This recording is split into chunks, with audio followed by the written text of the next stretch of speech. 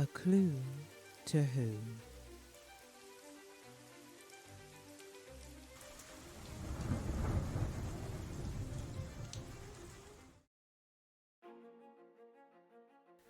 Suddenly, a sharp knock at the front door made everyone jump. James, being the closest, moved to answer it. "Wait," Christine called out. "What if it's a burglar?" she said while holding onto her father's arm. James hesitated, his hand on the doorknob.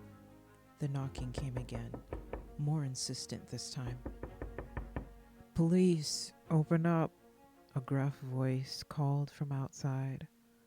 Confused looks passed between family members. Grandpa Doug hadn't even made the call yet. How could the police be here already? James opened the door cautiously. Two officers stood on the porch, their expression grim. "Good evening. We received an anonymous tip about a robbery in progress at this address. May we come in?" James stepped aside to let them enter. He couldn't shake the feeling that something wasn't quite right. How did someone know to call the police before they did? And who among them could have made the call without anyone noticing? The plot had thickened, and James realized that unraveling this mystery might be far more complicated and dangerous than any of them had initially thought.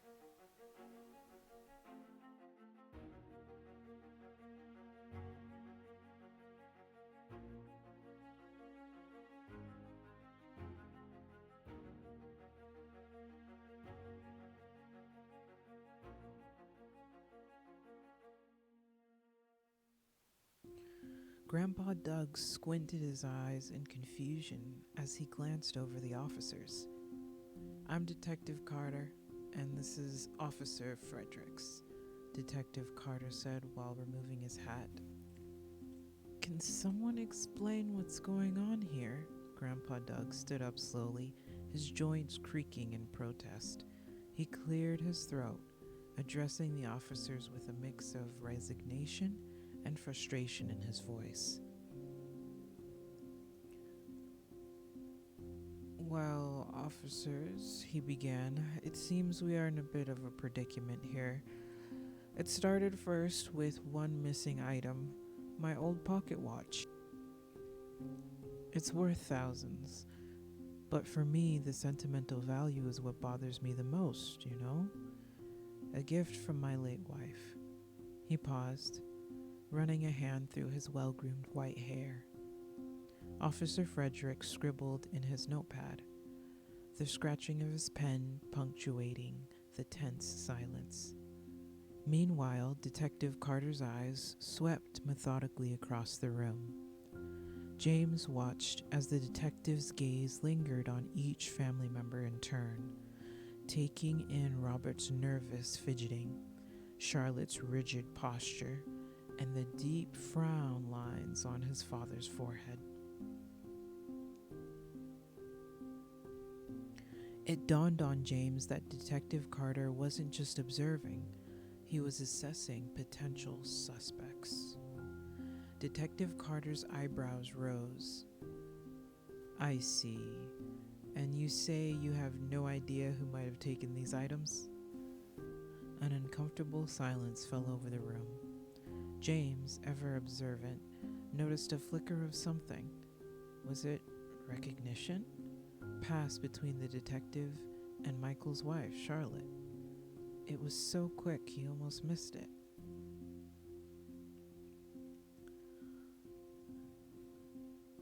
"We'd like to take a look around if you don't mind," Frederick said, already moving towards the study door. "Of course," Grandpa Doug replied. As the family dispersed to allow the police to investigate, James pulled his brother Michael aside. "Don't you think it's strange?" he whispered. "How did anyone know to call the police before we did?" Michael shrugged, looking uncomfortable.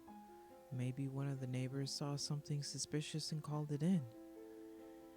As the investigation progressed, James kept a watchful eye on everyone's behavior. He noticed Robert pacing nervously, while Sarah seemed calm and steady. Michael and Charlotte whispered intensely in the corner, occasionally glancing at the officers. Grandpa Doug sat in his armchair, looking more tired and confused than James had ever seen him. Detective Carter approached James, notepad in hand. "And you, young man, did you see or hear anything suspicious?" Last night around midnight," James replied. "I thought I saw something in my father's study. I shook it off as a figment of my imagination and ignored it. Now looking back, I'm starting to believe that I might have crossed paths with the thief, although I didn't see anything concrete." Detective Carter's keen gaze fixed on James. "You saw something in the study at midnight?" His tone was neutral, but his eyes sharpened with interest. "Tell me more about that, James. What exactly did you see?" James shifted uncomfortably, aware of the sudden attention from both the detective and his family.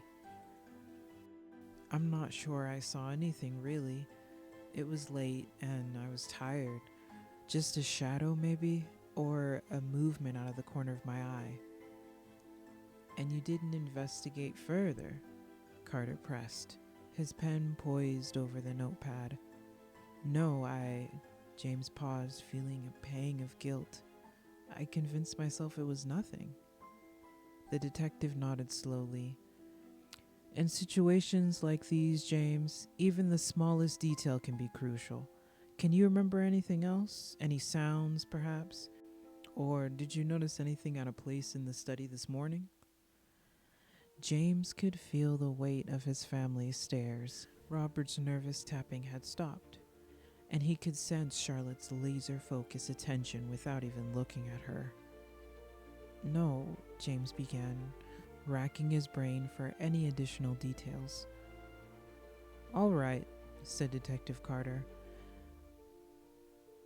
"For now, I need you to account for your whereabouts this evening."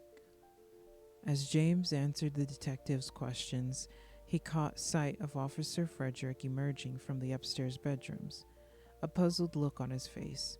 The officer whispered something to Detective Carter, whose expression darkened.